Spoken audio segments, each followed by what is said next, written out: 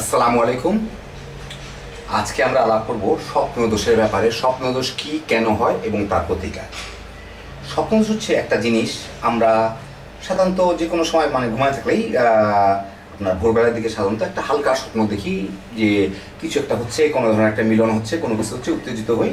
ঠিক সেই মুহূর্তে আমাদের বীর্যপাতটা হয়ে যায়। একটা খুব সিম্পলভাবে বললাম, কি দেখি না দেখি একজন এক এক রকম দেখে, কিন্তু সবাই মোরলেস একই জিনিস দেখি, কম বেশি বীর্যপাত হয়ে যায়। আমরা নিজেরা শরীরটাকে খুব দুর্বল মনে করি, এটাই হচ্ছে স্বপ্নদোষ। তো আচ্ছা, এটা কেন হয়?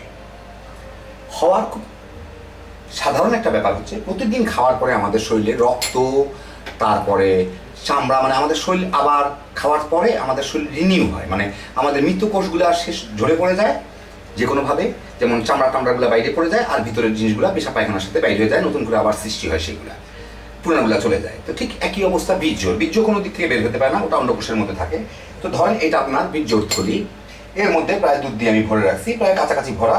তো মনে করেন আজকে আছে এই অবস্থায়, কালকে আরো 1 চামচ বীর্য তৈরি হইল, আছে এর মধ্যে। পরশুদিন আরো 1 চামচ হইল, তারপরের দিন আরো 1 চামচ হইল, তারপরের দিন আরো 1 চামচ। প্রত্যেক দিনই আপনার হচ্ছে, হইতে হইতে হইতে তারপরের দিন ধরেন আরো 1 চামচ, এরকম করতে হচ্ছে। তারপরের দিন আরো হইতে হইতে যখন একটা সময় আসবে, যখন আপনার দেখেন এই বীর্য থলির থেকে বীর্যটা থলিটা ভরার পরে এটা আলটিমেটলি পড়ে যাবে, দেখেন বেয়ে বেয়ে পড়ে যাচ্ছে। এখন আপনার বীর্যটা যদি বের করার কোনো উপায় না থাকে, কারণ বীর্যটার মুখে থুতু না যে থুক করে ফেলে দিলেন, এটা বের করার উপায় হচ্ছে আপনার হয় হস্তমৈথুন করতে হবে, অথবা আপনার ওয়াইফ থাকতে হবে, কিংবা কোনো কিছু থাকতে হবে, সেইভাবে আপনি বের করবেন। ওটা বের করতে না পারলে এটা আপনার পড়বেই, এবং এটার কোনো ওষুধে পৃথিবীর কাজ হবে না। পৃথিবীর কোনো লোক আপনাকে বলতে পারবে না, আপনার বীর্য তৈরি করা বন্ধ করতে পারবে না, বীর্য তৈরি করাইতেও পারবে না। সত্যি কথা এটা, বীর্যটা হয়তো তার মধ্যে স্পার্ম কাউন্ট বানাইতে পারে কোনো কিছু, কিন্তু বীর্য বন্ধ করার কোনো উপায় নাই ভাই, 1 নাম্বার। দ্বিতীয় কথা, ওটা বন্ধ না হলে এটা হবে না। আপনার যে জিনিসটা আছে ওটা খরচ করতে হবে। তো এটা একমাত্র সমাধান হচ্ছে, হয় আপনি বিয়ে করবেন অথবা হস্তমৈথুন করবেন। সত্যি কথা বলতেছি, হস্তমৈথুন খারাপ কি ভালো সেটা আমি বলতে যাচ্ছি না এখানে, কিন্তু কথা হচ্ছে কোনো না কোনো উপায়ে আপনার বীর্যপাত করতে হবে। যদি বীর্যপাত করে ফেলতে পারেন তাহলে এই জিনিসটা আর হবে না, কারণ আপনার থলি সবসময় খালি থাকবে, এবং কোনো ওষুধে আপনার এটা ঠিক হবে না, কারণ এটা কোনো রোগ না। এটা সিম্পল কথা। আপনি যদি প্রত্যেকদিন ভাত খাচ্ছেন, আপনার পায়খানা না করলে আপনার পায়খানাগুলো জমবে কোথায়? আপনার বীর্যগুলো না ফেলে এগুলো জমবে কোথায়, থাকবে কোথায়? কিন্তু কোনো ভল্ট নাই, এখানে কোনো ফিক্সড ডিপোজিটের বক্স নাই। তো এটা বের হইতেই হবে, সিম্পল কথা। তো আপনারা এই ব্যাপার নিয়ে কোনো দুশ্চিন্তা করবেন না। যারা বিবাহিত তাদের এটা হবে না, যদি সঙ্গম নিয়মিত করেন, আর তা না হলে এটা হবে। তো এই ব্যাপারে দুশ্চিন্তার কোনো কারণ নাই, কারণ এটা অতি স্বাভাবিক একটা ব্যাপার। আপনার স্বপ্নকে কেউ কন্ট্রোল করাতে পারবে না যে আপনি স্বপ্ন দেখবেন না, স্বপ্ন দোষ হবে না।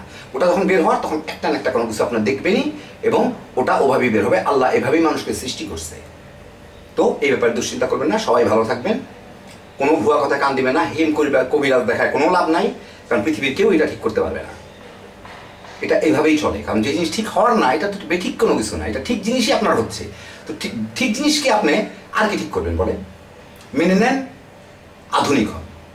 সবাই ভালো থাকবেন, ইনশাল্লাহ আবার দেখা হবে। আপনার পার্টিকুলারলি কোনো কিছু জানার দরকার হলে আমাদেরকে মেসেজ দিয়ে, নিচে কমেন্টে লিখে দিয়ে যে আমি এই জিনিসটা জানতে চাই, আমরা খুঁজে জানা দিব। আপনার যদি প্রমাণ সহ চান, লিঙ্কও দিয়ে দিব যে অমুক অমুক জায়গা থেকে আমরা জানছি।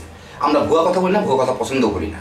আমরা কিছু বেচতে আসি না আপনাদের কাছে, সিম্পল কথা আমরা জানাইতে চাচ্ছি যে আপনারা মোবাইল ব্যবহার করতেছেন, এই যুগে অ্যান্ড্রয়েড ব্যবহার করতেছেন, ইউটিউব দেখতেছেন, ভালো ভালো জিনিসগুলো জানেন।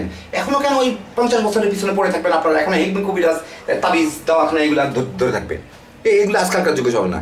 সবাই ভালো থাকেন, আল্লাহ হাফিজ।